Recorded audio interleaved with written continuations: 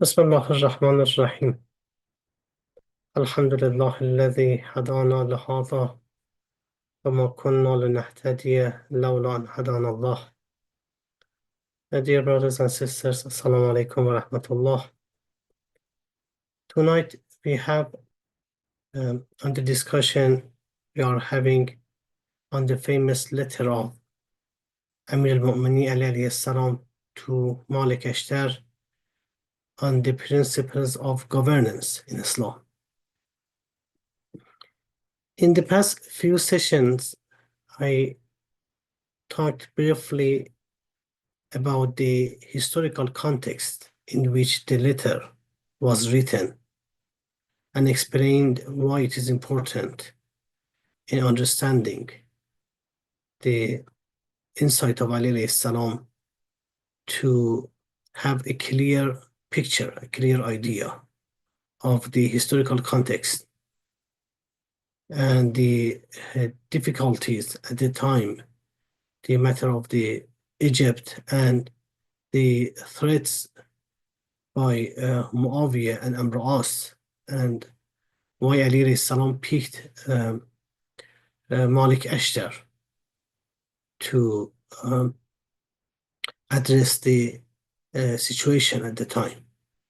And then we talked another session about the recipient of the letter, Malik Ashtar, and explained his unique characteristics and why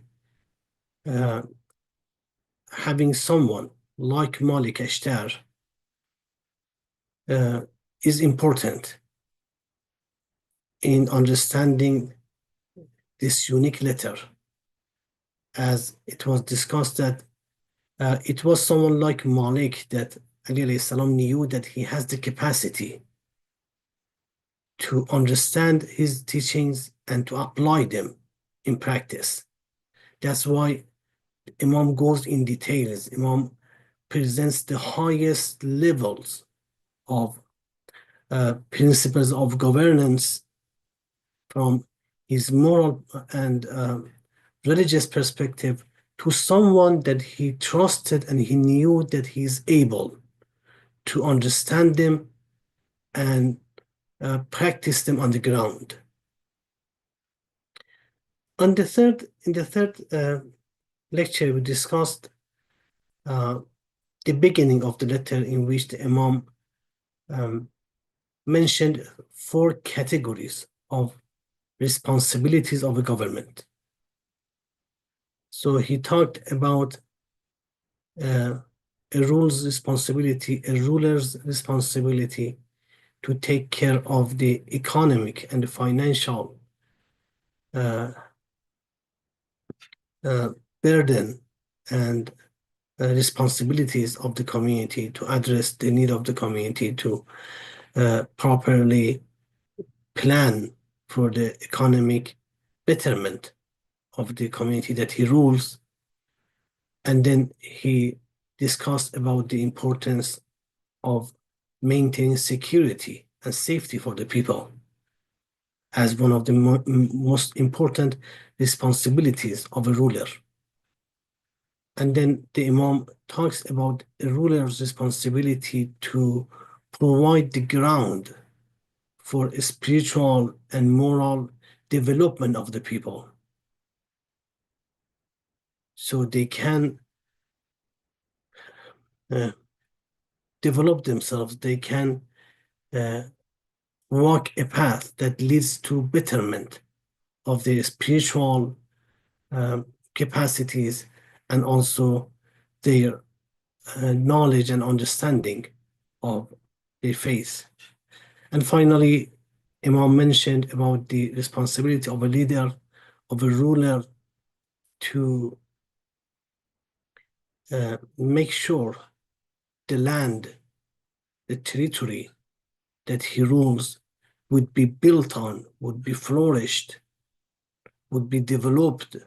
So making sure that those structural and foundational structures be built so the community can develop further.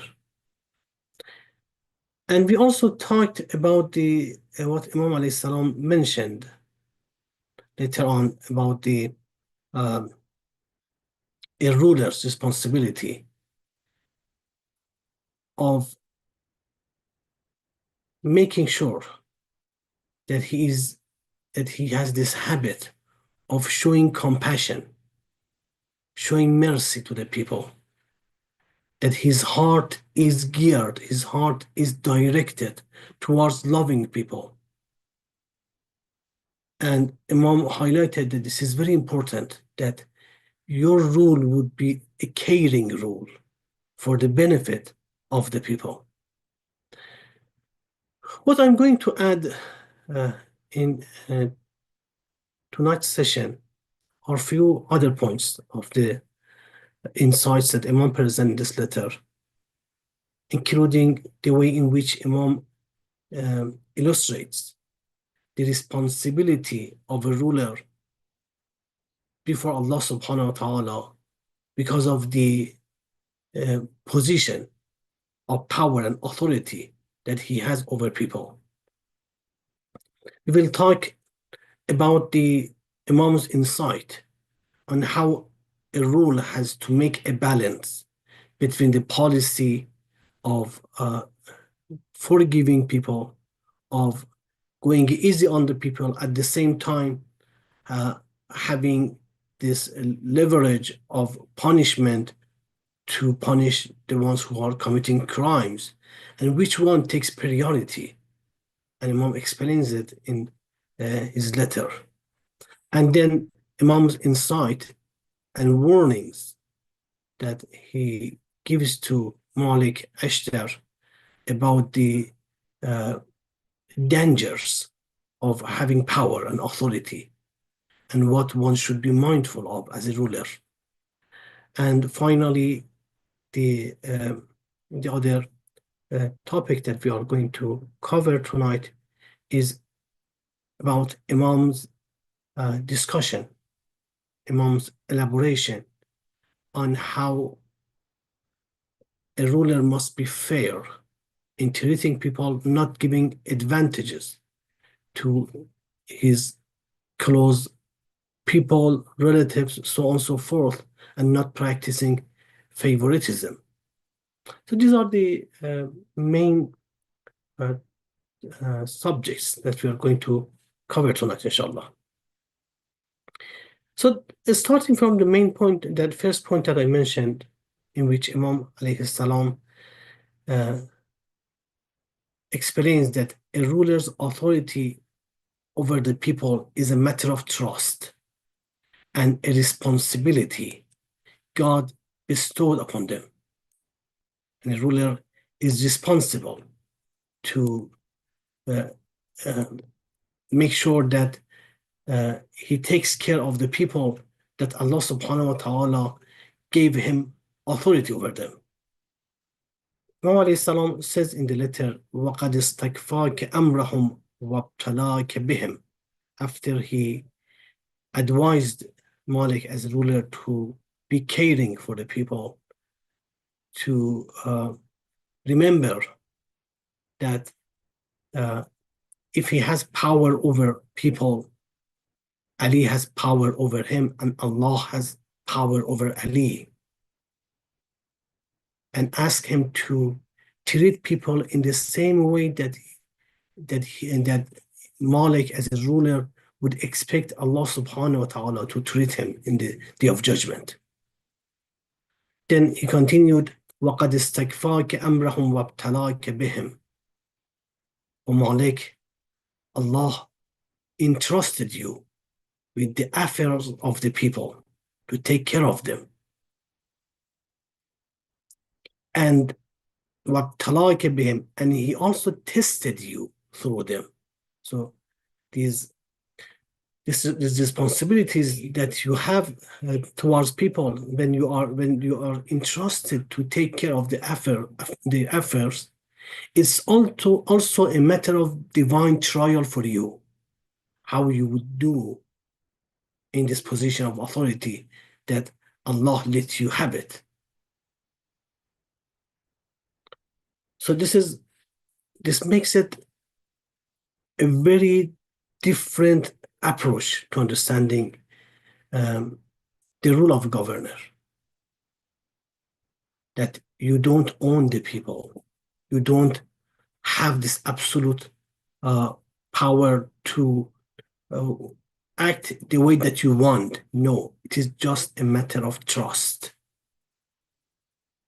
It's just an amana, it's trust. And you are expected to be careful in how you treat this trust.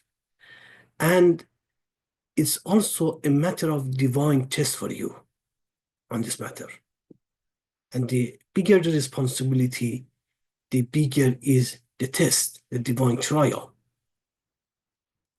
Here, it would be relevant, and someone would be justified to ask a question.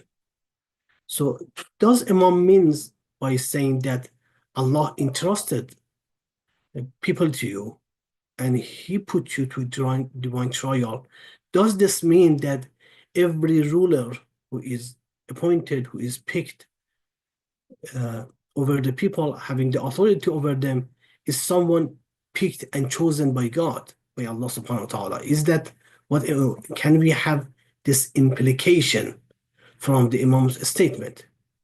And through the course of history, we had people who were advocating this kind of idea during the time of the Umayyads, the idea of the predestination.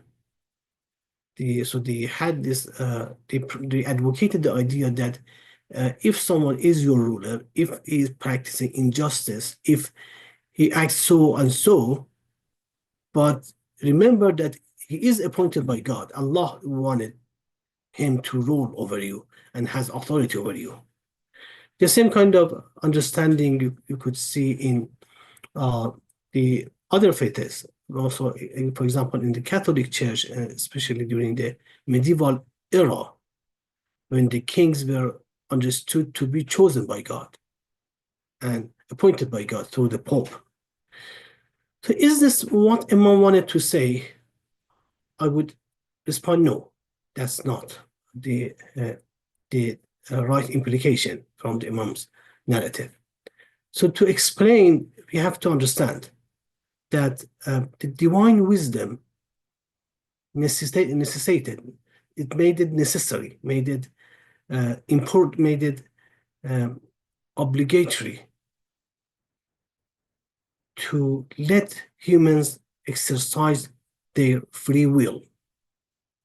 It was a necessity, because otherwise human being could not fulfill the purpose of their creation.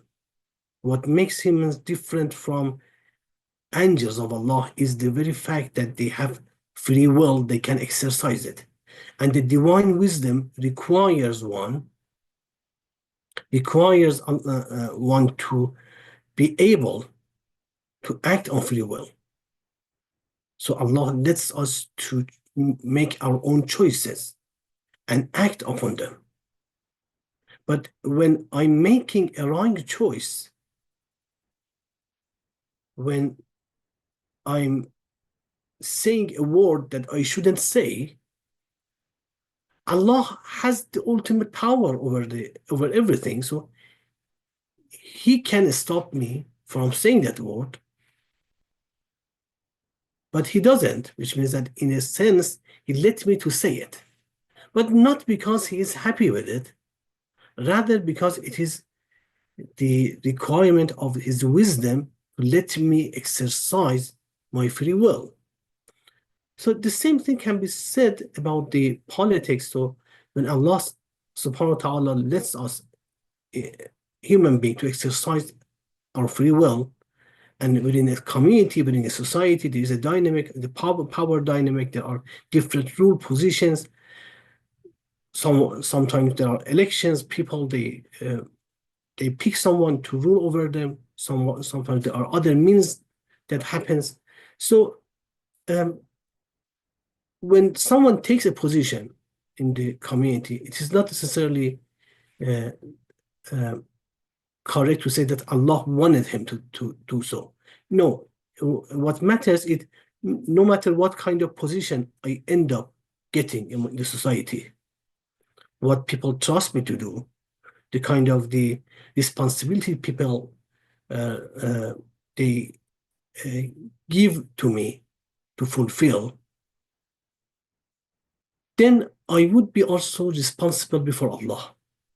So no matter how and in which way I become a governor, no matter whether it is something that Allah is satisfied with or not, if I'm an unjust ruler, but still when I get the position, when I get to the position of the power, I'm responsible before Allah, and this position would be a divine trial for me. So I think that's what Imam alayhi salam meant, that when you are the government, and people are entrusted to you, is a divine trial for you. Not because Allah necessarily picks everyone, but when one takes the position, takes the responsibility, then it follows that one would be also responsible before Allah subhanahu wa ta'ala. Then Imam alayhi salam continues with warning Malik al-Ashtar that be careful in the way in which you are treating people, because if you mistreat people, if you take advantage of your power, of your authority to put people in hardship, in a struggle, to follow your own interests, by doing this, you are engaging in a war with Allah subhanahu wa ta'ala. Muhammad salam says, وَلَا تَنْصَبَنَّ نَفْسَكَ لِحَرْبِ اللَّهِ. Do not set yourself up for war against Allah. فإنه لا يد لك بنقمته ولا غنى بك عن عفوه ورحمته. Because you do not have the power to stand against his punishment, nor are you independent of his forgiveness and mercy. You are in need of them. So do not act in a way that Allah becomes your enemy and you enter a war with the Lord of the universe. So this warning is very significant. So Imam alayhi salam explicitly says that if you mistreat your power, your authority, then you are going to wage a war against Allah subhanahu wa ta'ala, which the result is obvious. You are doomed. Then again, one can ask a question. So from what we understand from the Imam's insight is that a ruler, an unjust ruler who takes advantage of the authority and the power that he has over the people would be punished severely by Allah subhanahu wa ta'ala. He is entering in a war with Allah subhanahu wa ta'ala. If that's the case, then why do we see many tyrants, many oppressors through the course of history who are committing sins, who are committing genocides, killing thousands and thousands of the people with no explicit reciprocation and punishment? So why don't we see that divine wrath coming down on them? This is a very interesting discussion, and I thought that is relevant and important to touch upon it when we are going over this phrase of Amir al-Mu'minin alayhi salam. First, we should understand that our perception of punishment is very narrow. We usually expect a punishment to be something painful physically, something painful psychologically, and we are looking for consequences in near future. However, when you look at Quran, you will see that there are other types of punishment, other types of punishments that Quran talks about that are regarded much more severe than those physical punishments, but we do not see them and understand them that way. To make it more tangible, let us go over some of the verses of Quran which talks about a type of punishment that we do not usually consider as a punishment in the way that we see divine punishments. In chapter An'am, verse 42, Allah subhanahu wa ta'ala talks about how He dealt with those nations, those people who disobeyed, who didn't adhere to His guidance, who committed sins, who violated divine boundaries. Allah subhanahu wa ta'ala says, وَلَقَدْ أَرْسَلْنَا إِلَىٰ أُمَمٍ مِّن قَبْلِكَ, O Prophet, we have already sent messengers to the nations before you. فَأَخَذْنَاهُمْ بِالْبَأْسَاءِ وَالضَّرَّاءِ لَعَلَّهُمْ يَتَضَرَّعُونَ. Then we seized them. After they didn't listen, after we sent the messengers, they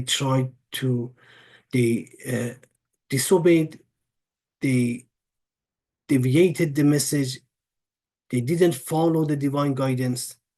Then Allah subhanahu wa ta'ala says, we seized them with poverty and hardship. فَأَخَذْنَاهُمْ بِالْبَأْسَاءِ وَالضَّرَّاءِ. We led them to struggle with different external and internal and domestic hardship within their own lives, within the community. But this is not yet a matter of the divine punishment. Rather, it's a matter of divine aid and help just to save them. Verse of Quran says, we did this, we let them to go through these difficulties, لَعَلَّهُمْ يَتَضَرَّعُونَ. Perhaps they might humble themselves to us. Maybe these punishments, this short punishment, temporary punishments, remind them and helps them to wake up and understand that they are taking the wrong path. It's like a father when he sees that his son, his daughter is doing drugs, and the father knows what would be the consequences of them. So maybe the father decides on a temporary punishment for the son, but out of his compassion, out of caring for his son, so he can realize his mistakes and leave drugs and does not let his life to be ruined by them. The same manner, the verse of Quran says that we gave them some punishments so they can return. They realize their mistakes. However, it didn't happen. Those people, even after the divine punishments, they didn't realize their mistakes. فَلَوْلَا إِذْ جَاءَهُمْ بَعْثُنَا تَضَرَّعُوا. Then why, when our punishment came to them, did they not humble themselves? Why they didn't wake up? Then the verse of Quran explains, وَلَكِنْ قَسَّتْ قُلُوبُهُمْ وَزَيَّنَ لَهُمُ الشَّيْطَانُ مَا كَانُوا يَعْمَلُونَ. But their hearts became hardened, and Satan made attractive to them that which they were doing. So even after experiencing those punishments, they didn't realize that what they do is wrong. And Satan made their wrong actions beautiful in their eyes. They followed the Satan. Then here comes the final punishment. The final punishment when Allah subhanahu wa ta'ala see these people not having, there is no hope in guiding them. However, what is the punishment? We usually expect that there would be a very magnificent kind of earthquake, maybe a very harsh storm coming, killing them, ruining the community as a divine punishment. But the verse of Quran talks about a different punishment, contrary to what we know as punishment, but which is considered a much more severe punishment. The verse of Quran says, فَلَمَّا نَسُوا مَا ذُكِّرُوا بِهِ. So when they forgot that by which they had been reminded, فَتَحْنَا عَلَيْهِمْ أَبْوَابَ كُلِّ شَيْءٍ. This is the punishment. We open to them the doors of every good thing in the material world. We let them have whatever they want. We let them get occupied with those material things that they were longing for. That's what you want? Take whatever you want. We open the door for them. حتى إذا فرحوا بما أوتوا أخذناهم بغتة فإذا هم مبلسون. Until when they rejoiced in that which they were given, we seized them suddenly. That's when the death comes, and they were taken in despair. This is the worst type of punishment that in hadiths we have from the Imams talking and calling it istidraj. It's when Allah subhanahu wa ta'ala leaves someone to themselves. When a father who is disappointed in his son says, I don't care anymore. Do whatever you want. You want drugs? Have whatever you want. I don't have any limit for you anymore. And this is in the word of the hadiths. This punishment is being regarded as the worst type of punishment because there is no hope in return anymore for these people. And if we look from this lens, from this perspective, we see how many of tyrants, how many of those rich people, wealthy people who use what Allah gave them for wrong purposes, they were punished by istidraj. Many rulers who were punished by istidraj. Many influential figures who were punished by istidraj. And then in the same point, the verse of Quran, chapter Al Imran, verse 178 says, وَلَا يَحْسَبَنَّ الَّذِينَ كَفَرُوا أَنَّمَا نُمْلِي لَهُمْ خَيْرٌ لَأَنفُسِهِمْ. And let not those who disbelieve ever think that because we extend their time, their life, their time of enjoyment, it is better for them. No, they are totally wrong about it. إنما نملي لهم ليزدادوا إثما ولهم عذاب مهين. We only extend it for them. We only prolong their lives so that they may increase in sin. And for them, this is a humiliating punishment. For them, there would be a humiliating punishment in hereafter. We prolong their lives just to let them deserve a more severe punishment later on. So for someone who is a tyrant, having to rule 40 years instead of 20 years, that's not a blessing. That doesn't mean that Allah just supported him. Allah didn't punish him. Rather, Allah punished him with the most severe punishment ever. Let him to reach to the level that there will be no hope for him in hereafter, and he would be in the bottom of hell for eternity. So if that's the case, and it makes sense as you see that the verse of Quran talks about, so when Imam, this is the kind of punishment when Imam alayhi salam told Malik that if you are not taking care of people, if you are not acting upon your responsibility and trust given to you, then you are waging a war with Allah subhanahu wa ta'ala. The result of that war is to be doomed for eternity, and sometimes we can't see it, but it's happening. It is occurring at the time. It's a punishment of istidraj happening to them. However, one would be justified again to ask a question. Yes, we understand.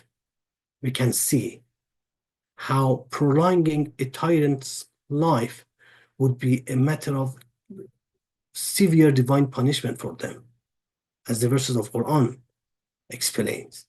However, what about those poor people? To prolong the life of a tyrant means to also prolong the suffering and those difficulties that the people go through. So although this is the punishment for the tyrant, but it is at the cost of the sufferings of the people as well. How can this be fair for Allah subhanahu wa ta'ala to plan this way?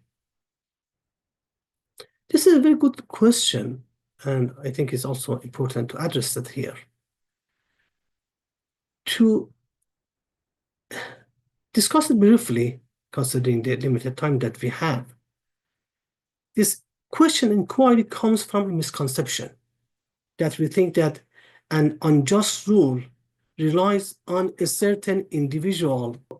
The way that we have to understand this here is this misconception that if a tyrant is removed from a society, then it means that the society would be well off later on.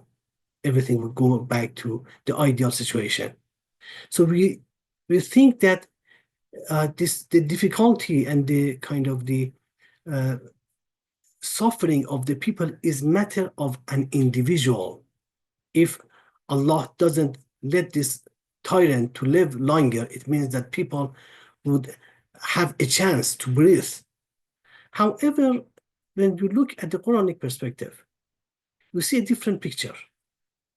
In Quranic perspective, these societies and communities are subject to broader social norms and principles. And if a community is subject to, let's say, an ideal situation, let's say well-being, it is not a matter of an individual. Even if a just ruler passes away, the community still can have the flourishment if the conditions for a just rule is provided within the community. The foundation of a just rule is there. The community walks towards a right path. However, if the situation is different, if the community is subject to a tyrant rule due to certain circumstances, it is not a matter of a certain individual. If Muawiyah dies, then Yazid comes. Yazid comes, then the next one is if Umayyads fall, then the Abbasids would come. It is not a matter of certain individual. And this is very important concept that late Shahid Sadr, he talks in one of his work, Sunan al-Tarikhiyya fil Quran. He talks about those principles that governs the societies. And there are indications in the verses of Quran about these principles. For example, in chapter Rad, verse 11, Allah subhanahu wa ta'ala mentions, إِنَّ اللَّهَ لَا يُغَيِّرُ مَا بِقَوْمٍ حَتَّى يُغَيِّرُوا مَا بِأَنفُسِهِمْ. That Allah will not change the condition of people until they change what is in themselves. And the same concept, we have it in chapter Anfal, verse 53. So the point is that if, like the community of early Islam, if the people, they neglected their duties, responsibilities of supporting a divinely appointed guide, the way that she understands it, like the Imams, if they neglected to support Imam al-Hassan, if they neglected to support Imam al-Hussein, if they didn't do the responsibilities to support the divine guides, then the situation of the community changes. Then it comes the situation because of their own negligence, because of their own running away from the responsibilities, then it comes the time, the period of tyrants taking over the rule. And as the verse of Quran says, until the time that the society decides to make a change, until the people wake up and make a move to change it, this tyrant rule, this rule of injustice will continue, and this is not a matter of a certain tyrant. So in other ways, in other words, if, for example, this community is destined because of their own actions, because of their own silence, because of their own not taking actions, if is destined to have 70 years of a tyrant rule, then the divine punishment for one individual tyrant can be for Allah to let him be the one ruling over the 70 years by himself, which means that he would take the whole responsibility for all the crimes happening by his rule during the 7 years. It could be different ways, 3 or 4 tyrants taking responsibility. So prolonging someone's life, a tyrant's life, it has to be understood in a separate manner, a different manner than the matter of the struggles of the community and the society. The society has its own rules. People have to decide what they want to do, and then Allah support them if they want to change for better. But the rulers, a tyrant's rules being prolonged is a matter of divine punishment for that certain tyrant. So I thought it's an important point to highlight it here when Imam alayhi salam says that when you are neglecting responsibility, when you are taking advantage of your power over people, you are waging a war with Allah, which means you are doomed to the punishment. And the punishment can be istidraj, but this istidraj does not mean that the people are being punished by it. That's a different matter. The next point that Imam alayhi salam mentions in the letter is about the rule's responsibility of prioritizing forgiveness and compassion over punishment and acting in a harsh manner. Imam alayhi salam says, it is not the proper way to primarily use force to make people listen to you. It's not even the way to say that the forgiveness and punishment should be in the same level. Rather, Imam says, you are ought and expected to treat people with forgiveness and kindness. وَلَا تَنْدَمَنَّ عَلَى عَفْوٍ. Do not regret forgiving others. وَلَا تَبْجَحَنَّ بِعُقُوبَةٍ. And from the other perspective, and do not take triumph in punishing others. So if you forgive people, this is the right thing to do. Do not ever regret it. But when it comes to the punishment, if it is necessary to punish people, do not feel proud of yourself when you are punishing people. Do not take triumph in punishing others. وَلَا تَسْتُسْرِعَنَّ إِلَى بَادِرَةٍ وَجَدْتَ مِنْهَا مَنْدُوحَةً. Do not rush into any initiative in punishing people when you find a way out of it. as long as there is a way to forgive people, as long as there is a way to accept their excuses, as long as there is a way to give them another chance, do not go for punishing them. This is very significant. Again, considering the historical context of the letter. The letter has been written by Imam alayhi salam in a time that Islamic rule was not just a local government. Islamic rule ruled over Saudi Arabia, ruled over Iraq, Egypt, Persia, Yemen, so on and so forth. It was an empire. And looking at the similar empires and powers at the time, the way they were uh, addressing the matter of punishing or forgiving people, you see there is a stark contrast between Imam's perspective of rule and what was dominant at his time.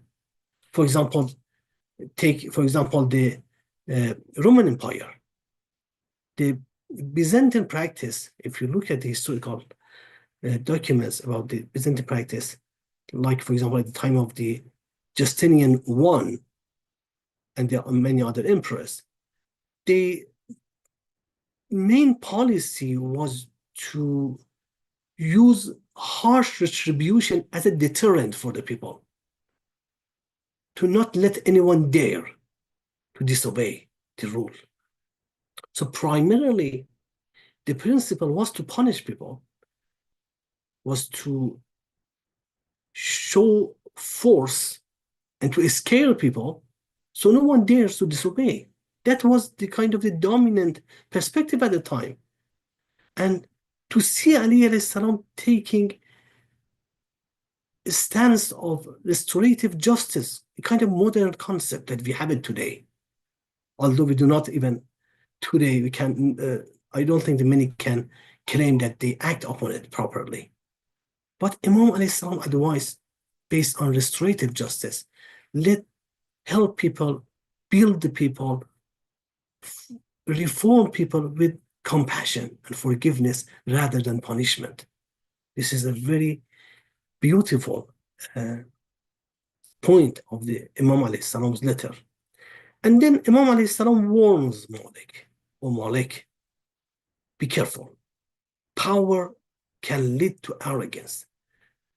If you read through the history, some of the people, some of the most tyrant and most unjust people, they were not showing the same kind of the personality when they didn't have the power.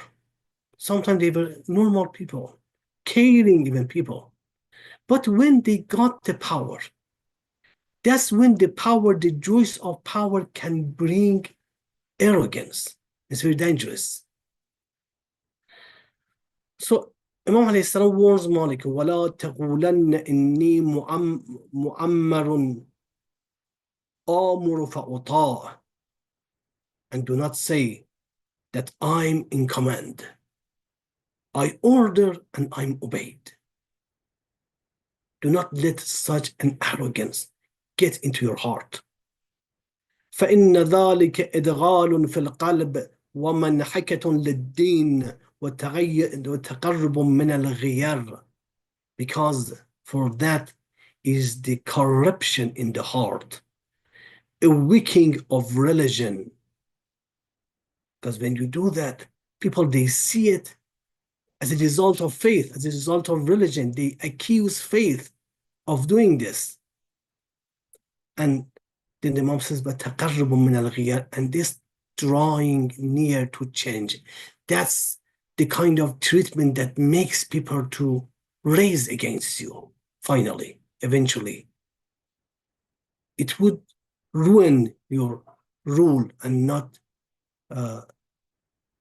solidify it. So Imam alayhi salam then says, if you felt that the power is influencing you, if you felt that the joy of power is going to make you arrogant, then there are ways to prevent it. And then the way to do this is to keep your heart always in check. وإن أحدث لك ما أنت فيه من سلطانك أبهة أو مخيلة. When what you are in of your authority brings you grandeur, brings you the conceit, the thought that you are powerful, you have the authority over the people, then فانظر إلى إذن ملك الله فوقك. Then look to the greatness of Allah's kingdom and authority over you. وقدرته منك على ما لا تقدر عليه من نفسك. And think about his power over you in what you cannot do for yourself. You can do whatever he intends to you, and you do not have any way to stop it. فإن ذلك يطامن إليك من طماحك ويكف عنك من غربك ويفيء إليك بما عزب عنك من عقلك. Because if you reflect on this, if you reflect on the power and authority of Allah subhanahu wa ta'ala over you, then this will lower your ambition, restrain your recklessness, and restore to you what has been absent from your mind. إياك ومساماة الله في عظمته. Imam continues, warns again and again, because Imam knows this is the downside of the power. This is what many people cannot stand against, is temptation, the arrogance, having power over the others. So Imam continues warning that be aware of vying with Allah in His greatness. Do you want to compete with Him? And imitating Him in His might. Do you want to imitate Allah in His power, His rule? والتشبح في جبروته فإن الله يذل كل جبار ويحين كل مختال. Because Allah humiliates every tyrant and disgraces every arrogant person. So Imam makes sure to clarify the point to Malik and the responsibility of having the authority over the people before Allah subhanahu wa ta'ala. Then the last point that I'm going to cover in my lecture tonight is when Imam alayhi salam warns Malik to avoid injustice through nepotism, through giving favor to the people close to him. أنصف الله وأنصف الناس من نفسك. O Malik, be just to Allah and just to the people from yourself. ومن خاصة أهلك, from your close family. ومن لك فيه حوى من رعيتك, and from those of your subjects in whom you have a desire, you like them. فإنك إلا تفعل تظلم, because if you do not practice justice here, if you do not be fair here, if you give them any privilege over the other people, you will be unjust. You are practicing injustice. And that's not a trivial matter, practicing injustice. Then Imam continues that when you practice injustice, then you make Allah your enemy. وَمَنْ ظَلَمَ عِبَادَ اللَّهِ كَانَ اللَّهُ خَصْمَهُ دُونَ عِبَادِهِ. And whoever wrongs Allah's servants, Allah will be his adversary. وَمَنْ خَاصَمَهُ اللَّهُ أَدْحَضَ حُجَّتَهُ وَكَانَ لِلَّهِ حَرْبًا حَتَّى يَنْزَعَ وَيَتُوبَ. And whoever Allah opposes, whoever Allah becomes his enemy, He will refute his argument and he will be at war with him until he desists or repent, until he leaves the power or repent. When Allah becomes one's enemy, takes away the power from him. Unless it's a matter of the istidraj we talked about before. وليس شيء أدعى إلى تغيير نعمة الله وتعجيل نقمته من إقامة على ظلم. Imam warns that if injustice becomes dominant in the community, then the blessings goes away. The situation of the community turns upside down. And nothing is more likely to change divine's blessing and hasten his punishment than persisting in injustice.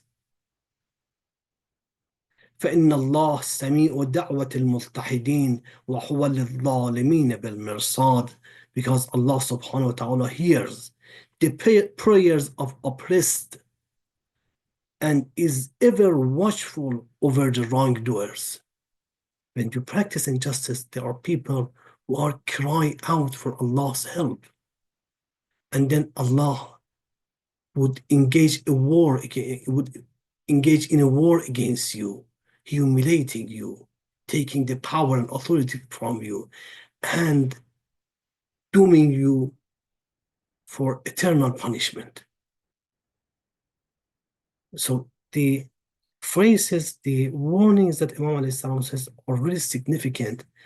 And Imam just wants to highlight one single point, that as a ruler, you ought to be careful in the way in which you treat people, because they are trusted to you by Allah. You are taking the role by election, but that doesn't mean that you don't have a responsibility. If by any means you got the authority today over the people, then you have to respond in the day of judgment before Allah subhanahu wa ta'ala of how you treated people and how you did your responsibility. So these insights that we just benefited from Imam alayhi salam's letter are very beautiful and I don't think anyone can deny the depth of these insights, the understanding of a ruler not as a sole authority that does whatever one likes. As the Imam says, it is not the case that you say, I'm the ruler, whatever I say, people have to follow. No, you are just someone given a trust, amana, and you are expected to be careful in the way in which you treat that amana, that trust. And this perspective sheds a different light on the role of government and the responsibility of a ruler in the perspective that Imam alayhi salam